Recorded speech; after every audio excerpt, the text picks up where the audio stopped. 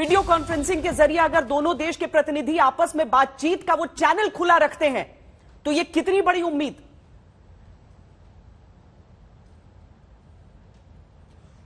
तो है। देखिए, बातचीत का अगर रास्ता खुला रहता है तो दूसरे खेमे में क्या हो रहा है उसके बारे में जानकारी मिलती रहती है। पुराने जमाने से कहा जाता है कि हर सेना ये जानना चाहती है कि what's happening on the other side of the हिल, पहाड़ के दूसरी ओर क्या हो रहा है। बातचीत होती रहे तो तनाव कम करने में मदद जरूर मिलती है, और इस तनाव को कम करने में जो रूस ने कहा कि वो कीव और चेर्निहिव पर हमले कम करेगा, उससे बहुत मदद मिली जमीनी स्थिति में सुधार लाने में। आज कीव की सड़कों पर गाड़ियां बड़ी संख्या में चल रही हैं, बसें शुरू हो गई हैं, लोग अपने घरों से निकले हैं, बाजार धीरे धीरे खुल रहे हैं।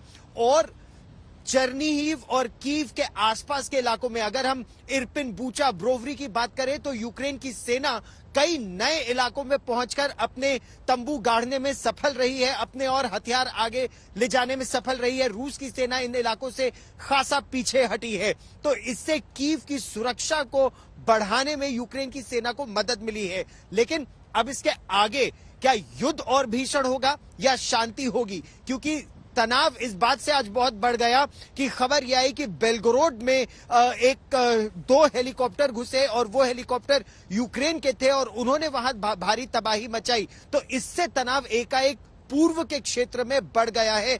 खार्किव को निशाना फिर बनाया जा रहा है। अंदेशा यही कि क्या पूर्व और दक्षिण के बाद फिर से कीव पर हमला होगा। हालांकि चेर्निहिव और दूसरी तरफ अगर हम बात करें तो चेर्नोबिल से भी यूक्रेन की सेना अब आगे बढ़ रही है और रूस की सेना बेलारूस की तरफ जा रही है।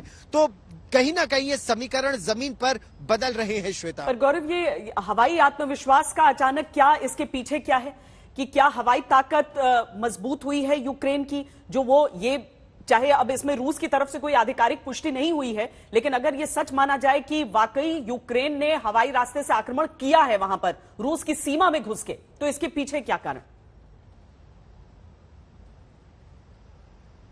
देखिए, आपने बिल्कुल सही कहा, इसकी औपचारिक पुष्टि नहीं है, लेकिन ये वीडियो यहां पर जबरदस्त वायरल है और उन्होंने यूक्रेन की सेना का तो मनोबल बढ़ाया है। यूक्रेन की सेना का यह मानना है कि ये रूस का गुडविल जेस्चर या कॉन्फिडेंस बिल्डिंग मेजर नहीं है कि वो पीछे हट रहा है कीव से भी और चेर्निहिव से भी। वो ये समझ गया था कि 37 दिन में वो कीव पर कब्जा नहीं कर पाया है, आगे नहीं बढ़ पाया है, और पुरजोर कोशिश के बावजूद, इतने नुकसान के बावजूद, और आप हमारी रिपोर्ट्स देख रही है इरपिन से भी, बूचा से भी कितना नुकसान वहां पहुंचा है, उसके बावजूद जब रूस की सेना आगे नहीं बढ़ पाई और जो यहां के स्पेशल फोर्सेस है वो सप्लाई चेन को बाधित करने में सफल हुए हैं, उन्होंने पीछे से कई हमले किए हैं और विदेशी ताकतें भी अब यहां पर और एक्टिवली इन्वॉल्व हो रही है। फॉरेन लीजेंस बड़ी संख्या में आ रहे हैं, हथियार बड़ी संख्या में आ रहे हैं। तो रूस का क्या ये टैक्टिकल रिट्रीट है या वो समझ गया है कि अब उसको अपने युद्ध का लक्ष्य बदलना पड़ेगा, कीव के बजाय डॉनबास क्षेत्र से ही उसे अपने आप को संतुष्ट करना होगा। संभवतः इसीलिए रूस की स्ट्रैटेजी में परिवर्तन, और इसे कीव या यूक्रेन की सेना अपनी एक बड़ी जीत के रूप में देख रहे हैं। श्वेता,